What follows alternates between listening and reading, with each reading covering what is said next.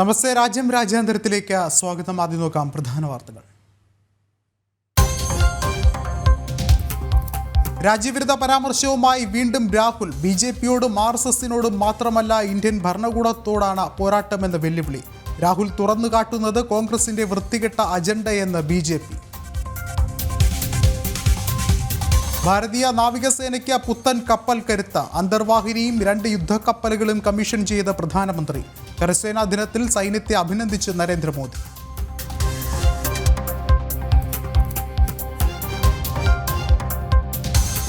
പ്രധാനമന്ത്രിയുടെയും അമിത്ഷായുടെയും വ്യാജ ഫോട്ടോ നിർമ്മിച്ചതിന് AAPക്കെതിരെ വീണ്ടും കേസ്. വ്യാജ ഫോട്ടോകളും വീഡിയോകളും എക്സിൽ പങ്കുവച്ചെന്നും പരാതി.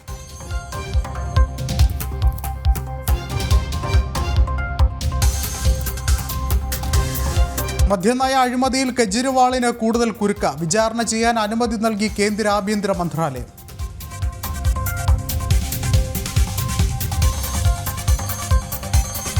ഭീകരതയെ പിന്തുണയ്ക്കുന്ന രാജ്യങ്ങളുടെ പട്ടികയിൽ നിന്ന് ക്യൂബയെ ഒഴിവാക്കിയ അമേരിക്ക. ക്യൂബ പട്ടികയിൽ ഉൾപ്പെട്ടത് 2021. തടവിൽ കഴിയുന്ന 553 പേരെ ക്യൂബ വിട്ടയക്കും.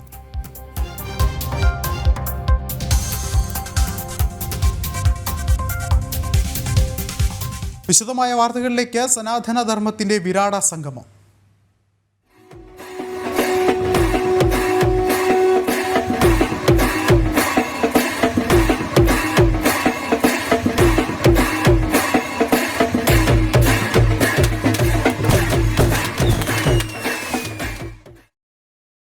മഹാകുംഭമേള നടക്കുന്ന പ്രയാഗ്രാജിൽ മാതാ അമൃതാനന്ദമയി മഠവും സേവന രംഗത്ത് സജീവമാവുകയാണ്. അമൃത, കൊച്ചി, ഫരീദാബാദ് ആശുപത്രികളുടെ നേതൃത്വത്തിൽ വിദഗ്ധ ഡോക്ടർമാരുടെ സംഘമാണ് കുംഭനഗരിയിലെത്തുന്ന ഭക്തർക്ക് മെഡിക്കൽ സേവനങ്ങൾ നൽകുന്നത്. ഉത്തർപ്രദേശ് സർക്കാരുമായി സഹകരിച്ചാണ് അമൃത ആശുപത്രിയുടെ പ്രവർത്തനങ്ങൾ.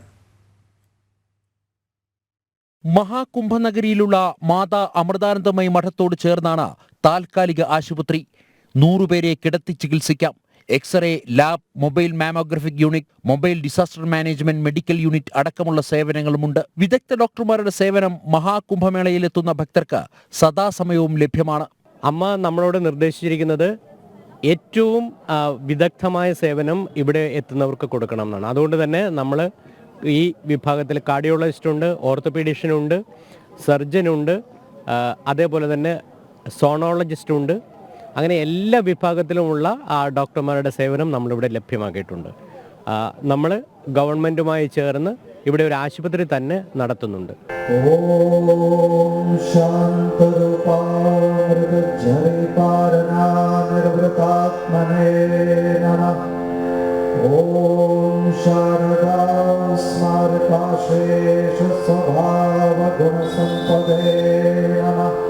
മാതാ അമൃതാനന്ദമയി മഠം കുംഭനഗരിയിൽ സെക്ടർ 6 തയ്യാറാക്കിയ താൽക്കാലിക ആശ്രമത്തിൽ ഭക്തർക്ക് സൗജന്യമായി ഭക്ഷണവും താമസവും അടക്കം ലഭ്യമാക്കുന്നു. In addition to the hospital facilities provided by Amrita Hospital Kochi and Faridabad, we are also here providing facilities for staying. People from everywhere around the world are coming and staying here. Around hundreds of people staying here. We are also providing free food facilities here. They can come and have food anytime. Apart from that, we have satsang, bhajan and all other services also going on parallel. കുംഭമേളയിലെത്തുന്ന തീർത്ഥാടകർക്ക് കാരുണ്യത്തിന്റെ അമൃതസ്പർശവുമായി മാതാ അമൃതാനന്ദമയി മഠവും അമൃത ആശുപത്രിയും കുംഭമേളയുടെ അവസാന നാൾ വരെ തുടരും. ജനം, പ്രയാഗ്രാജ്. ഭാരതീയ നാവികസേനയ്ക്ക് ശക്തി പകരാൻ 3 പുതിയ പടക്കപ്പലുകൾ പ്രധാനമന്ത്രി രാജ്യത്തിന് സമർപ്പിച്ചു. INS സൂറത്ത്, INS നീൽഗിരി, അന്തർവാഹിനി, INS വാഗ്ഷീർ എന്നിവയാണ് രാജ്യത്തിന് പ്രധാനമന്ത്രി സമർപ്പിച്ചത്. ഭാരതം ലോകത്തെ ആദ്യ 5 സമുദ്ര ശക്തികളിൽ ഒന്നായി മാറിയെന്നും പ്രധാനമന്ത്രി പറഞ്ഞു. കൽക്കട്ട ക്ലാസ് യുദ്ധക്കപ്പലുകൾ എന്നറിയപ്പെടുന്ന വിഭാഗത്തിലെ 4ാമത്തേതാണ് INS സൂറത്ത്. ആധുനിക മിസൈൽ പ്രതിരോധ സംവിധാനങ്ങൾ ഉൾപ്പെടുന്നതാണ് ഈ കപ്പൽ. റഡാർ നിരീക്ഷണത്തെ അതിജീവിക്കുന്ന സ്റ്റെൽത്ത് സാങ്കേതികവിദ്യയിൽ നിർമ്മിച്ച പടക്കപ്പലാണ് INS നീൽഗിരി. ഹൈബ്രിഡ് സാങ്കേതികവിദ്യയിൽ പ്രവർത്തിക്കുന്ന മുങ്ങിക്കപ്പലാണ് INS വാഗ്ഷീർ. മുംബൈ നാവികസേന ഡോക്കിൽ നാടിന് അഭിമാനമായ 3 കപ്പലുകളും പ്രധാനമന്ത്രി നരേന്ദ്രമോദി രാജ്യത്തിന് സമർപ്പിച്ചു. നാവികസേനയ്ക്ക് പുതിയ ദർശനം നൽകിയ മഹാത്മാവ് ഛത്രപതി ശിവജി ജനിച്ച മണ്ണിൽ സേനയ്ക്ക് അഭിമാനമായ പടക്കപ്പലുകൾ സമർപ്പിക്കാനായതിൽ സന്തോഷം ഏറെയുണ്ടെന്നും പ്രധാനമന്ത്രി പറഞ്ഞു. छत्रपति शिवाजी महाराज ने भारत में नौसेना को नया सामर्थ्य दिया था, नया विजन दिया था। आज उनकी इस पावन धरती पर 21वीं सदी की नेवी को सशक्त करने की तरफ हम एक बहुत बड़ा कदम उठा रहे हैं. രണ്ട് പടക്കപ്പലുകളും ഭാരതം തനതായി നിർമ്മിച്ചതാണ്. ആത്മനിർഭർ ഭാരത് പദ്ധതി രാജ്യത്താകമാനം ശക്തിയാർജിക്കുന്നുവെന്നും അദ്ദേഹം പറഞ്ഞു. हजारों करोड़ रुपए के नेशनल और इंटरनेशनल कार्गो की सुरक्षा की है. इससे दुनिया का भारत पर भरोसा बढ़ा है, आप सबके कारण बढ़ा है, और इसलिए मैं आज आप सबका भी अभिनंदन करता हूं.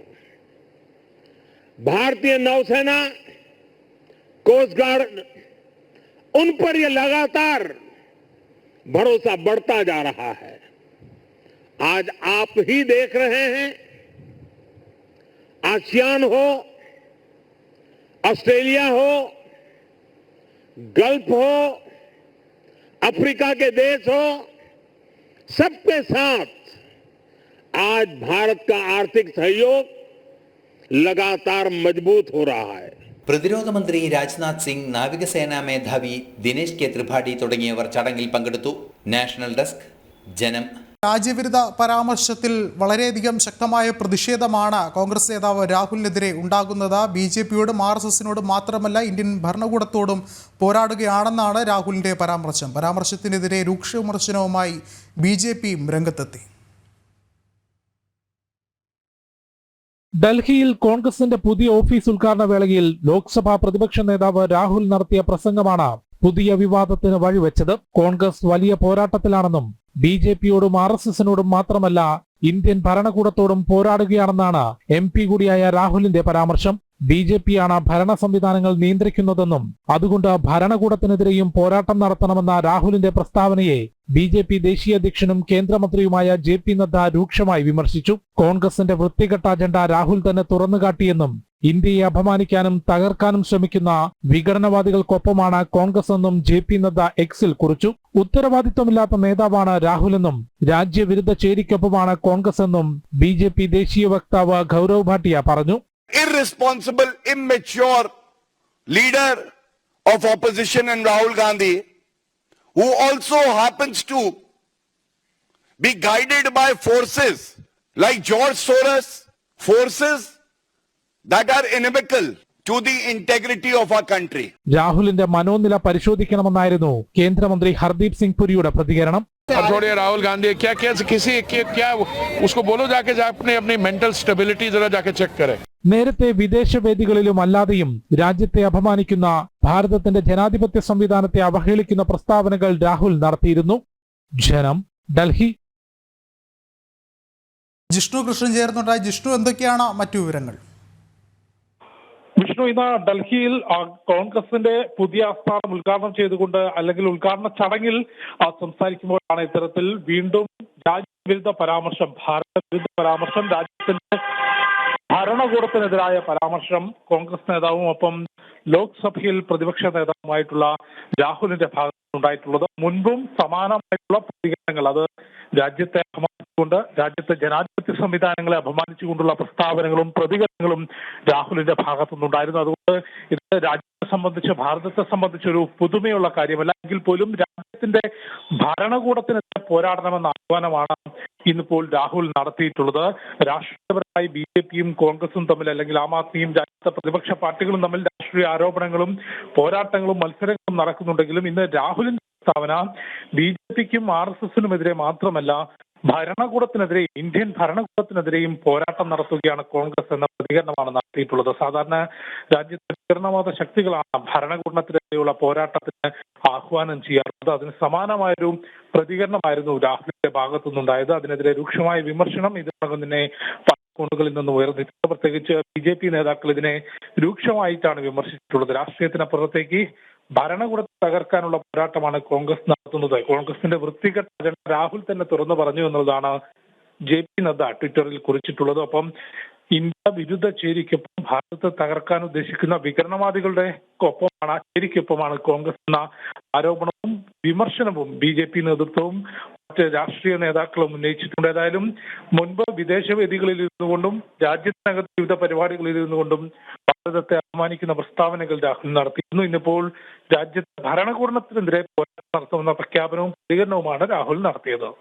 ജിഷ്ണു, മറ്റൊരു പ്രധാനപ്പെട്ട ഒരു കാര്യം, ഒരുപക്ഷെ രാഹുലിന്റെ ഈ ഒരു നീക്കത്തെ സംബന്ധിച്ചിടത്തോളം വിലയിരുത്തുകയാണെങ്കിൽ ഒരുപക്ഷെ നമുക്കറിയാം ഇന്ത്യ മുന്നണി വളരെ വലിയൊരു തകർച്ചയിലേക്ക് പോവുകയാണ്. ഒരുപക്ഷെ ഈ ഒരു ഘട്ടത്തിൽ പോലും ഭീകരവാദ ശക്തികളെ കൂട്ടുപിടിക്കാനുള്ള രാഹുലിന്റെ ഒരു ആസൂത്രിത നീക്കമായിട്ട് വേണ്ടേ ഇതിനെ വിലയിരുത്താൻ? തീർച്ചയായും ഭീകരവാദ ശക്തികൾക്കൊപ്പം അല്ലെങ്കിൽ ഭീകരവാദ ശക്തികളോട് ചേർന്ന് നിൽക്കുന്നവരുടെ വോട്ട് എപ്പോഴും സ്വന്തമാക്കാൻ കോൺഗ്രസ് ശ്രമിച്ചിരുന്നു. അത് തെരഞ്ഞെടുപ്പ് വേളയിലും അല്ലാതെയും അത്തരം പ്രതികരണങ്ങൾ നടത്തിക്കൊണ്ട് കോൺഗ്രസും രാഹുൽ ഉൾപ്പെടെയുള്ള നേതാക്കളും അത് ശ്രമിക്കുകയും ചെയ്തിരുന്നു. എന്നാൽ നിലവിൽ പൂർണ്ണമായും ഒരു രാജ്യവിരുദ്ധ പരാമർശമാണ്, രാഷ്ട്രീയത്തിന് പുറത്തേക്കൊരു രാജ്യവിരുദ്ധ പരാമർശമാണ് രാഹുലിന്റെ ഭാഗത്തുനിന്ന് ഉണ്ടായിട്ടുള്ളത്. എത്രത്തോളം ഗുരുതരമാണ് ഈ പ്രസ്താവന എന്നുള്ളത് അതിന്റെ ഒരു പ്രസ്താവന പരിശോധിക്കുമ്പോൾ നേരത്തെ ഞാൻ സൂചിപ്പിച്ചതുപോലെ രാജ്യത്തെ വിഘടനവാദ ശക്തികൾ, ഭീകരവാദ ശക്തികളാണ് ഇത്തരത്തിൽ ഭരണകൂടത്തിനെതിരെ പോരാടാനുള്ള ആഹ്വാനം നടത്താറുള്ളത്. എന്നാൽ ലോക്സഭയിലെ പ്രതിപക്ഷ നേതാവ്, തെരഞ്ഞെടുക്കപ്പെട്ട MP ആണ് ഇപ്പോൾ രാഹുൽ. അദ്ദേഹമാണ് ഇത്തരത്തിലൊരു പ്രസംഗത്തിൽ പൊതുപരിപാടിയിൽ RSSനും BJPക്കും എതിരെ മാത്രമല്ല രാജ്യത്തെ ഭരണകൂടത്തിനെതിരെയും കോൺഗ്രസ് പോരാട്ടം നടത്തുകയാണ് എന്ന് പ്രഖ്യാപിച്ചത്. ജിഷ്ണു സൂചിപ്പിച്ചതുപോലെ രാഹുലിൻ്റെ ആ ഒരു വിവാദ പരാമർശത്തിൽ പ്രതിഷേധം ശക്തമാകുന്നൊരു സാഹചര്യമുണ്ട്. എന്ത് തന്നെയായാലും കൂടുതൽ പ്രതിഷേധങ്ങൾ ഉടലെടുക്കുകയാണ്. അതിലേറെ ശ്രദ്ധേയമായ കാര്യം BJPയുടെ ഭാഗത്തു നിന്ന് രൂക്ഷമായ വിമർശനം ഉണ്ടാകുന്നു. കേന്ദ്രമന്ത്രി JP നദ്ദ അടക്കമുള്ളവർ രൂക്ഷമായ വിമർശനവുമായി രംഗത്തെത്തിയിരിക്കുന്നു. ഒരുപക്ഷെ ഈ ഒരു ഘട്ടത്തിൽ പോലും എടുത്തു പറയേണ്ടത് രാഹുലിൻ്റെ ഈ ഒരു പ്രസ്താവനയ്ക്ക് പിന്നിൽ എന്താണ് ഉദ്ദേശം എന്നുള്ളൊരു കാര്യം തന്നെയാണ്. ഒരുപക്ഷെ നേരത്തെ സൂചിപ്പിച്ചതുപോലെ വിഘടനവാദികൾക്കൊപ്പം ഭീകരവാദ ശക്തികൾക്കുമൊപ്പം നിലയുറപ്പിക്കുക എന്നുള്ള നിലപാട് ആവർത്തിക്കുകയാണ് ഇപ്പോഴും കോൺഗ്രസ് ചെയ്യുന്നത്. ഒരുപക്ഷെ ഈ ഒരു ഘട്ടത്തിൽ രാഹുലിൻ്റെ വാക്കുകൾ സൂചിപ്പിക്കുന്നതും അതുതന്നെയാണ്. BJPയും ചൂണ്ടിക്കാട്ടുന്നത് അതുതന്നെയാണ്. രാഹുൽ ഒരിക്കൽ കൂടി ഭീകരവാദ ശക്തികൾക്കൊപ്പമാണ് കോൺഗ്രസ് എന്ന് തുറന്ന് സമ്മതിക്കുന്നു എന്നുള്ളൊരു കാര്യമാണ് ഈ ഒരു ഘട്ടത്തിൽ എടുത്തു പറയേണ്ടത്. ജിഷ്ണു ഒരിക്കൽ കൂടി ചേർന്നുണ്ട്. ജിഷ്ണു, ഒരുപക്ഷെ രാഹുലിനെതിരെ കൂടുതൽ വിമർശനങ്ങൾ ശക്തമാവുകയാണ്. വരും ദിവസങ്ങളിലും ശക്തമായൊരു പ്രതിഷേധം കോൺഗ്രസിനെതിരെയും രാഹുലിൻ്റെ പരാമർശത്തിനെതിരെയും ഉണ്ടാകും എന്നല്ലേ കരുതേണ്ടത്? തീർച്ചയായും ശക്തമായ പ്രതിഷേധം ഒപ്പം വിമർശനം രാഹുലിന്റെ പ്രസ്താവനയ്ക്കെതിരെ ഇതിനോടകം തന്നെ ഉയർന്നു കഴിഞ്ഞിട്ടുണ്ട്. നേരത്തെ ഞാൻ സൂചിപ്പിച്ചതുപോലെ ഇത് ആദ്യമായല്ല ഭാരതത്തെ സംബന്ധിച്ച് രാഹുലിന്റെ ഭാഗത്ത് ഇത്തരത്തിലുള്ള രാജ്യവിരുദ്ധ പരാമർശങ്ങൾ ഉണ്ടാകുന്നത് പുതുമയല്ല. അതുകൊണ്ട് തന്നെ ജനങ്ങൾക്കും ഒപ്പം ദേശീയ രാഷ്ട്രീയത്തിലും ഇത് സംബന്ധിച്ച് അതുകൊണ്ടാണ് കേന്ദ്രമന്ത്രി ഹർദീപ് സിംഗ് പുരിയുടെ ഭാഗത്തു നിന്നുള്ള പ്രസ്താവന ശ്രദ്ധിച്ചാൽ മനസ്സിലാകും. അദ്ദേഹം വ്യക്തമാക്കിയത് രാഹുലിന് ഒരു ഡോക്ടറെ കണ്ടുകൊണ്ട് അദ്ദേഹത്തിന്റെ മനോനില ചെക്ക് ചെയ്യുന്നത് അല്ലെങ്കിൽ അദ്ദേഹത്തിന്റെ മാനസികാരോഗ്യം പരിശോധിക്കുന്നത് നന്നായിരിക്കുമെന്ന പ്രസ്താവനയാണ് ഈ വിഷയവുമായി ബന്ധപ്പെട്ട് കേന്ദ്രമന്ത്രി ഹർദീപ് സിംഗ് പുരി നടത്തിയിട്ടുള്ളത്. അത്തരത്തിൽ സാമാന്യ രാഷ്ട്രീയ നേതാക്കൾ നടത്താത്ത അല്ലെങ്കിൽ രാഷ്ട്രീയത്തിനപ്പുറത്തേക്ക് മുഴുവൻ രാജ്യത്തെയും പ്രതിപാദിക്കുന്ന ഭരണകൂടത്തെ പ്രതിപാദിക്കുന്ന പ്രസ്താവനകൾ സാമാന്യ രീതിയിൽ രാഷ്ട്രീയത്തിലാരും നടത്താറില്ല. എന്നാൽ ഇന്ന് രാഹുൽ നടത്തിയിട്ട് രാഷ്ട്രീയത്തിനപ്പുറം മറ്റ് എതിർ പാർട്ടികളായി കാണുന്ന രാഷ്ട്രീയ പാർട്ടികൾക്കപ്പുറത്തേക്ക് മുഴുവൻ രാജ്യത്തിന്റെയും നിയന്ത്രിക്കുന്ന അല്ലെങ്കിൽ മുഴുവൻ രാജ്യത്തിനും നേതൃത്വം നൽകുന്ന ഭരണകൂടത്തിനെതിരെ പോരാട്ടം നടത്തും പ്രഖ്യാപനമാണ് നടത്തിയിട്ടുള്ളത്. തീർച്ചയായും അതിനെതിരെ ഇതിനോടകം തന്നെ വലിയ പ്രതിഷേധവും വിമർശനവും ഉയർന്നു കഴിഞ്ഞു. ജിഷ്ണു കൃഷ്ണനാണ് വിവരങ്ങൾ നൽകിയത്. ഡൽഹി നിയമസഭാ തെരഞ്ഞെടുപ്പ് സംബന്ധിച്ച വാർത്തകളിലേക്കാണ്. നിലവിൽ ഡൽഹി നിയമസഭാ തെരഞ്ഞെടുപ്പിലേക്കുള്ള നാമനിർദ്ദേശ പത്രികകൾ സമർപ്പിച്ചിരിക്കുകയാണ് പ്രതിനിധികൾ. ആ വാർത്തയിലേക്ക്. ഈ മാസം 17-ന് നാമനിർദ്ദേശ പത്രിക സമർപ്പിക്കാനുള്ള സമയം അവസാനിക്കാനിരിക്കെയാണ് വിവിധ രാഷ്ട്രീയ പാർട്ടികളിലെ പ്രധാനപ്പെട്ട നേതാക്കൾ ഇന്ന് പത്രിക സമർപ്പിച്ചത്. ന്യൂഡൽഹി മണ്ഡലത്തിൽ പ്രവർത്തകർക്കൊപ്പം മെഗാ റാലി സംഘടിപ്പിച്ചാണ് BJP സ്ഥാനാർത്ഥി പർവേഷ് വർമ്മ പത്രിക സമർപ്പിച്ചത്. മുഖ്യമന്ത്രി അതിഷിയുടെ മണ്ഡലമായ കൽക്കാജിയിലെ BJP സ്ഥാനാർത്ഥി രമേശ് ബിധൂരി, മാളവ്യ നഗറിൽ BJP സ്ഥാനാർത്ഥി സതീഷ് ഉപാധ്യായ, രോഹിണിയിൽ നിയമസഭാ പ്രതിപക്ഷ നേതാവ് വിജേന്ദർ ഗുപ്ത തുടങ്ങിയവർ നാമനിർദ്ദേശ പത്രിക സമർപ്പിച്ചു. ഡൽഹിയിൽ ഭരണവിരുദ്ധ വികാരം ശക്തമാണെന്നും ഇത്തവണ BJP മുഖ്യമന്ത്രിയെ തീരുമാനിക്കുമെന്നും കൽക്കാജിയിൽ BJP സ്ഥാനാർത്ഥിക്കൊപ്പം റാലിയിൽ പങ്കെടുത്ത ശേഷം കേന്ദ്രമന്ത്രി ഹർദീപ് സിംഗ് പുരി പറഞ്ഞു. सारे झूठ की फैक्ट्री है इस आने वाले चुनाव में 5 तारीख को इनका आपदा का इनका सफाई हो जाएगी।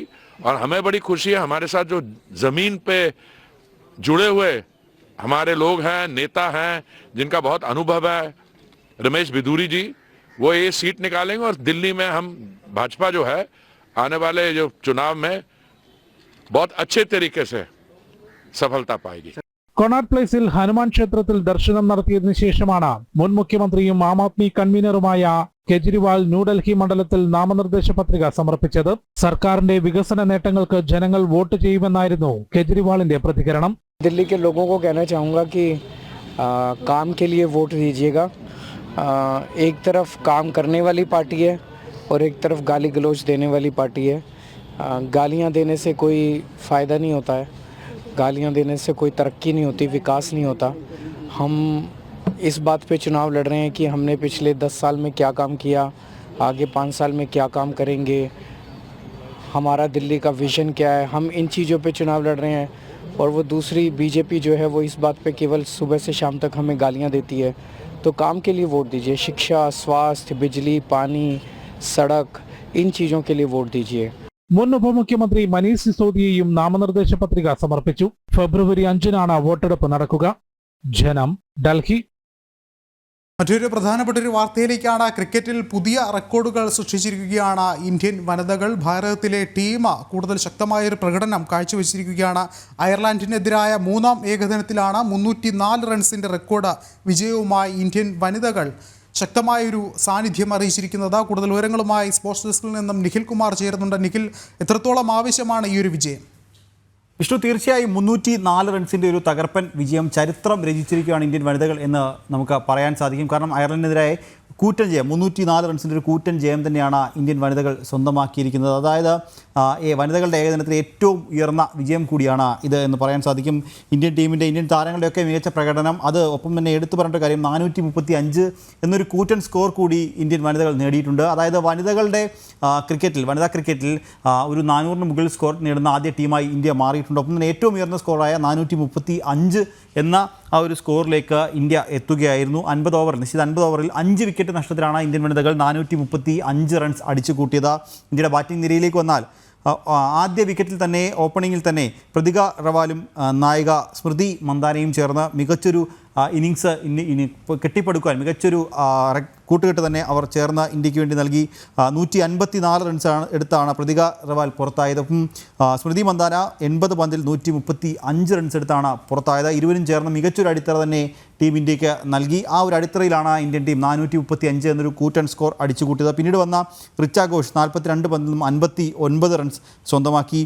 പിന്നീട് തേജസ് ഹസബിൻസ് 28-ഉം ഹറിൻ ഡെയോൾ 15 റൺസ് എടുത്തു. ജെമിമ റോഡ്രിഗസ് 4 റൺസും ദീപ് ശർമ്മ 11 റൺസ് എടുത്തും പുറത്താകാതെ നിൽക്കുകയായിരുന്നു. ഇതിൽ നേരത്തെ പറഞ്ഞതുപോലെ ശ്രദ്ധേയകരമായ കാര്യം ആ ഓപ്പണിംഗ് വിക്കറ്റിലെ ഇരുവരുടെയും ആ ഒരു കൂട്ടുകെട്ട് തന്നെയാണ്. 154 റൺസ് 129 പന്തിൽ നിന്നും 154 റൺസ് നേടിയ പ്രതിക റവാലിൻ്റെയും ഒപ്പം സ്മൃതി മന്ദാനയുടെയും 135 റൺസ് എടുത്ത സ്മൃതി മന്ദാനയുടെയും ആ ഒരു പ്രകടനം അതുതന്നെയാണ് ടീം ഇന്ത്യക്ക് മികച്ചൊരു സ്കോർ സമ്മാനിച്ചത്. ഒപ്പം തന്നെ ബാറ്റിങ്ങിലും ഒപ്പം തന്നെ ബൗളിങ്ങിലും ടീം ഇന്ത്യ മികച്ച പ്രകടനം തന്നെ കാഴ്ചവെച്ചു എന്ന് പറയാൻ സാധിക്കും. കാരണം 3 വിക്കറ്റുമായി ദീപ്തി ശർമ്മ 8.4 ഓവറിൽ 27 റൺസ് വഴങ്ങി 3 വിക്കറ്റുകൾ സ്വന്തമാക്കി. എടുത്തു പറയേണ്ടത് 2 മെയ്ഡിനും അതിലുണ്ടായിരുന്നു എന്നാണ്. അതായത് റൺസ് ഒന്നും എടുക്കാത്ത 2 ഓവറുകളും ആ കൂട്ടത്തിൽ ഉണ്ടായിരുന്നു എന്നുള്ളതാണ്. ദീപ്തി ശർമ്മ 3 വിക്കറ്റ് വീഴ്ത്തിയപ്പോൾ തനുജ കൻവാർ 2 വിക്കറ്റും ഒപ്പം സയാലിയും സദുവും മിന്നുമണിയും ഓരോ വിക്കറ്റുകൾ വീതം വീഴ്ത്തുകയുണ്ടായി. അങ്ങനെ ഈ ഒരു ബൗളിങ്ങിലെയും ബാറ്റിങ്ങിലെയും ഒരേപോലെയുള്ള പ്രകടനം, മികച്ച പ്രകടനം, ഒരു ഓൾറൗണ്ട് പ്രകടനത്തിൽ ടീം ഇന്ത്യ ഒരു ചരിത്ര ജയം തന്നെ കുറിച്ചിരിക്കുകയാണ്. വിഷ്ണു നേരത്തെ പറഞ്ഞതുപോലെ ഒരു ചരിത്രത്തിൽ ഇടം നേടിയ ഒരു മത്സരം തന്നെയായിരുന്നു ഇത് എന്ന് പറയാൻ സാധിക്കും. നേരത്തെ പറഞ്ഞല്ലോ 435 എന്നൊരു കൂറ്റൻ സ്കോർ, അത് ആ ഒരു അയർലൻഡിന് മുന്നിൽ ആ 435 എന്നൊരു കൂറ്റൻ സ്കോർ ഇന്ത്യ പടുത്തൊരു ഉയർത്തുന്നു. 436 എന്നൊരു വലിയ വിജയലക്ഷ്യം അവർക്ക് മുന്നിൽ വെക്കുന്നു. തിരിച്ച് അവരെ 131 റൺസിന് 31.4 ഓവറിൽ വെറും 131 റൺസിന് പുറത്താക്കുന്നു. അങ്ങനെ 304 റൺസിൻ്റെ ഒരു കൂറ്റൻ ജയം ഇന്ത്യ സ്വന്തമാക്കുന്നൊരു കാഴ്ചയുണ്ട്.